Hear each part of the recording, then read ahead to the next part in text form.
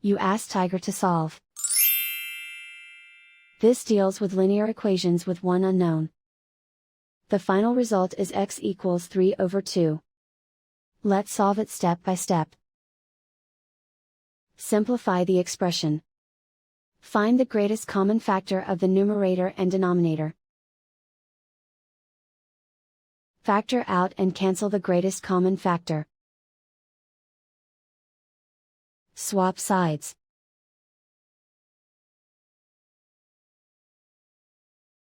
Isolate the x.